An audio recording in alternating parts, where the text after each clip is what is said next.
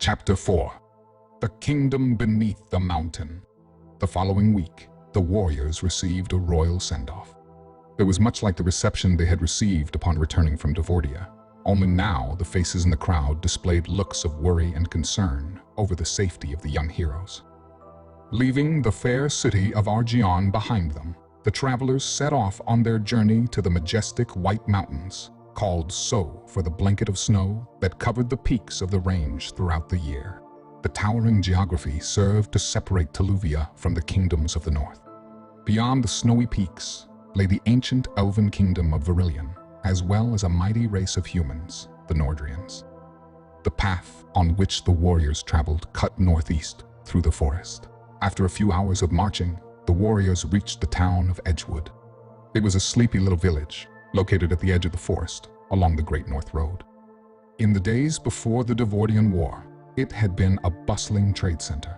Now the town was a mere shadow of its former self.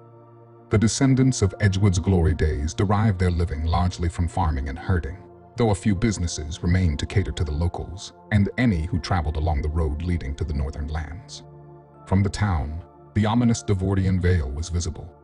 The people had long since grown accustomed to the danger of the savage land lurking behind the mist, though no one ventured very close to the wall of fog. No one paid much attention to the warriors as they wandered down the town's main avenue. Living along the Great North Road, the citizens were used to seeing strangers pass through the town. The travelers entered a small pub to have lunch. The owner, who owned the inn next door as well, was a friend of Eadril's and recognized him as he entered. "Why, Eadril, I haven't seen you in quite some time," the stout barkeeper said with a smile on his face. "Back from another hunt, are you?" he asked. "Yes, Brundle, you could say that," Eadril replied, shaking his friend's hand. The perpetually curious tavern owner glanced at the other warriors. "And who are these fine companions of yours?" Brundle inquired. "We are servants of His Majesty King Eluthian, come in search of the kingdom of Marchand," Diaxis said. "Why do you seek Marchand?" The voice came from the table in the far corner of the tavern. The warriors turned to see the speaker. There, sitting alone, was a person of small yet rather muscular stature. His body appeared to have been crafted through years of heavy labor. His hair was fiery red, as were the mustache and beard that outlined his rugged face. His appearance struck the young warriors as rather odd. After all, they had never seen a dwarf. "His Majesty wishes to re-establish ties with the kingdom of the dwarves," Diaxis said as he approached the dwarf. "My name is Diaxis." The commander offered his hand to the dwarf. The red-bearded mountain dweller eyed Diaxis skeptically before finally shaking his hand. "I am Doran," the dwarf said. "It is a pleasure to meet you, Doran. May we join you?" Diaxis asked. Doran glanced suspiciously at the other knights, but finally offered a begrudging nod. Diaxis, Ecthium, and Cerebus sat down at Doran's table. The other knights took their seats at a nearby table. Brundle brought them all mugs of ale. "You look more like warriors than ambassadors," Doran observed. "It would be foolish to send ordinary statesmen into the wilds of the White Mountains. Would you not agree?" Diaxis countered. "Why is King Eluthian suddenly so interested in Marchand?" Doran asked. "When the dragon Mordrican laid siege to Argion, His Majesty was painfully made aware of the fact that he was woefully short on allies," Diaxis explained. "I pray it does not take a similar tragedy for your king to reconsider his nation's doctrine of isolation." Doran smiled bitterly. He then said, "And I suppose you would like me to lead you to Marchand? It would be a service that would earn not only my most heartfelt gratitude, but that of His Majesty King Eluthian as well," Diaxis said. "And it is one that will be paid for most handsomely." "Very well, I will lead you to Marchand," Doran agreed. "But I cannot promise that you will find that which you seek there." Early the following morning, they set off for the mountains. It did not take long for the journey to become tiresome for the travelers. Doran seemed to be taking them on a roundabout path towards the mountains. One minute, they were in the foothills. The next, they were back in the forest.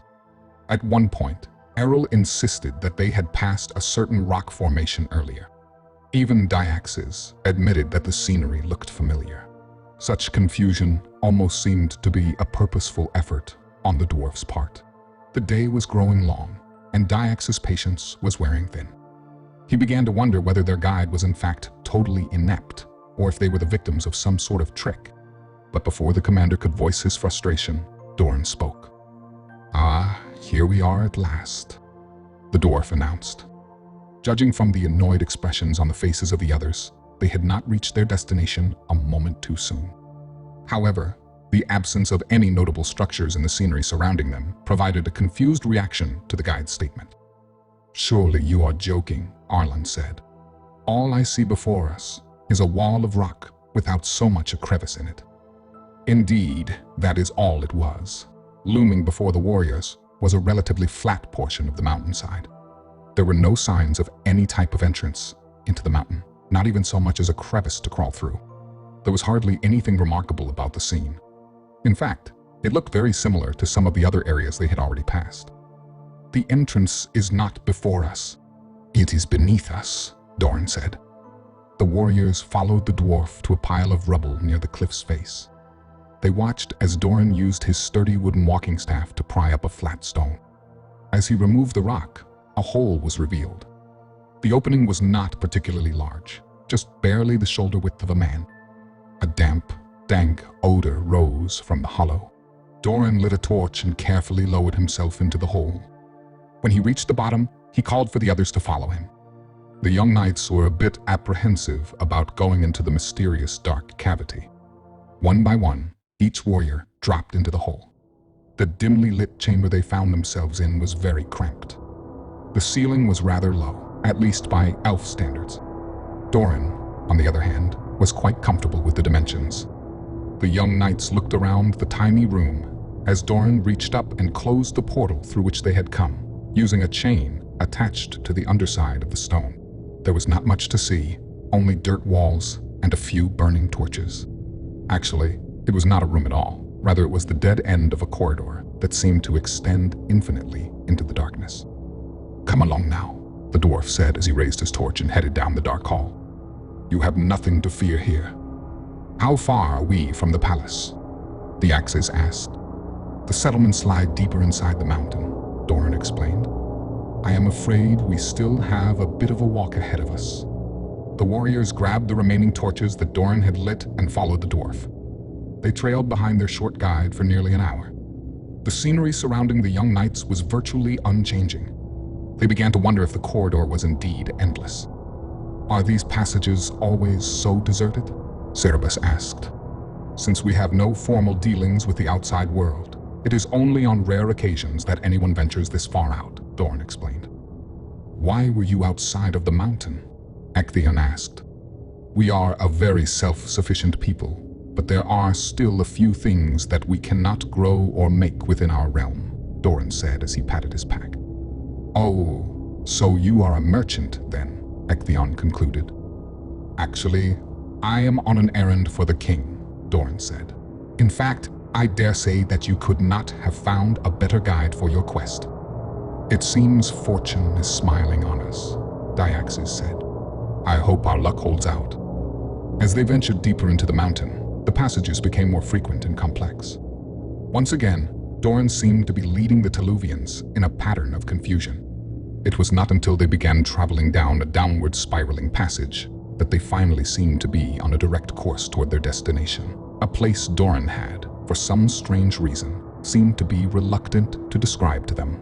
After marching downward for well over an hour, Doran finally brought the group to a halt. "Here it is," the dwarf said. What is it?" Diaxes asked. All he saw ahead of him was darkness. "Come closer, and I will show you, but watch your step," Doran warned. Looking ahead, Diaxes understood why the dwarf had urged caution. The light from Doran's torch provided a better view close up than the one Diaxes had only a few paces back. It appeared the passage they were on linked up with another tunnel. However, the new passage was quite different from the one they were in.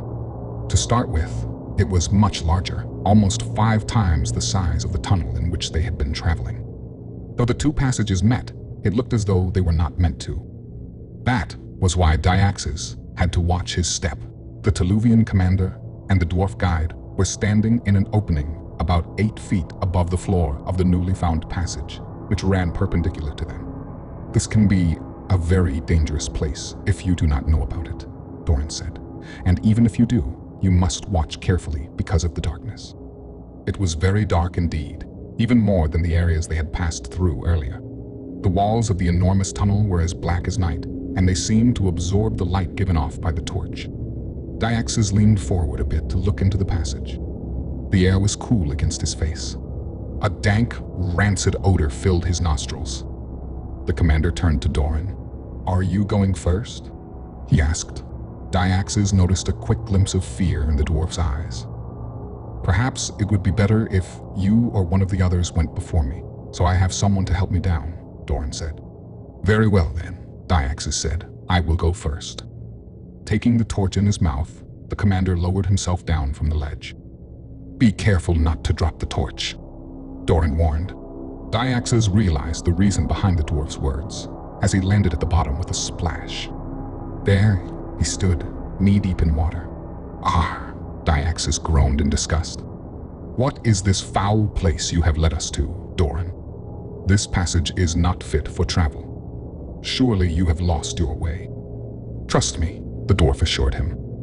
"This is the way we must go." The others followed after Dyaxis, one by one. Soon, all were standing in the cold, stagnant water. The warriors found themselves wrapped in a shroud of darkness. The torches, which had once brightly lit their way, now only appeared to give off the glow of dying embers, though the flames were in fact still lively. It was as though the blackened surroundings were quenching the light of the flames. As Dyaxis waded through the murky water, he became convinced the dwarf was hiding something from them. It made no sense that such a path should lead to the palace. His thoughts were suddenly broken by the sound of Cerberus tripping and nearly falling. "Cerberus, are you all right?" Ectheon asked. "I tripped over something," Cerberus said. "Doran, bring your torch over here."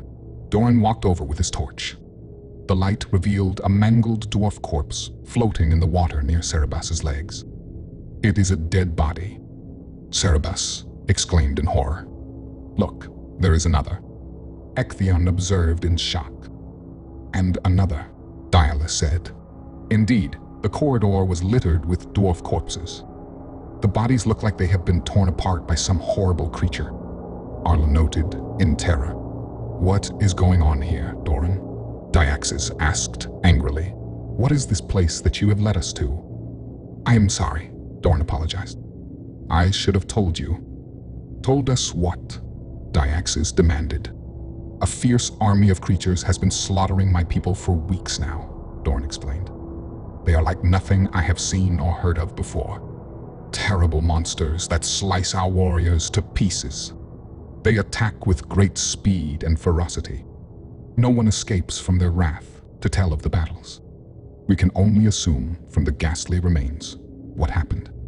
A few weeks ago, our miners uncovered this passage. The hole we just came through was the opening they made.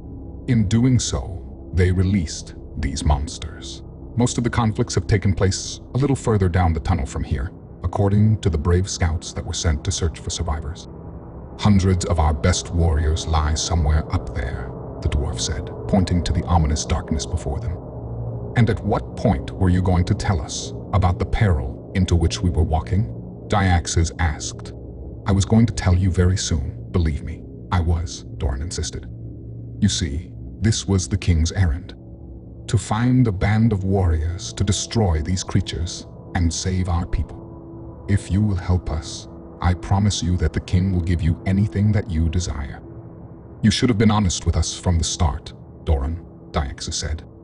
I know, Doran conceded. I apologize for my deception, and I understand if you want to turn back. We will not turn back, Dyaxis said. Our mission is to gain the favor of the king of the dwarves, and if facing this unseen enemy is what it takes, then so be it. But I advise you, Doran, if there is anything else that you have left unsaid, you had better say it now. I will not forgive a second deception. I promise you, I have told you all that I know. Doran vowed. Very well. Lead on, Diaxis said. The warriors drew their weapons and resumed their trek down the foul path. As they walked deeper into the black heart of the mountain, the dank smell of the flooded tunnel was replaced by a new odor. That of death. The terrible stench of bodies in decay filled the air. The disgustingly thick pungency turned the travelers' stomachs and choked their senses, making breathing painfully difficult. Far worse than the foul air was the sight of the fallen soldiers. Though the torches revealed little, what the warriors could see was ghastly, and what they could not see they felt. The warriors found themselves constantly bumping into dead bodies as they waded through the dark, bloody water. The sight was truly grotesque. Bodies and parts of bodies filled the corridor for nearly 100 yards, with no end in sight.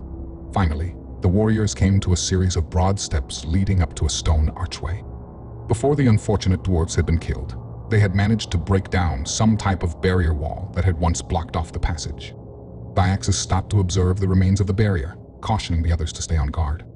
The travelers having stopped walking, the tunnel took on a morbid silence. The eerie surroundings filled the eyes of the young knights as they peered anxiously into the darkness, fearful of a sudden attack. Diaxis noticed some type of writing on the pieces of the barrier. What is this? Diaxis asked. I do not know this language, Doran said. This is ancient elven script, Eadril observed. What does it say? Diaxis asked. Eadril knelt down and studied the runes. Dear God, Eadril muttered. What is it? Ectheon asked, anxiously. This is Deobor's prison, Eadril said ominously. Doran and the others gasped in shock. Diaxis looked confused. Who is Deobor?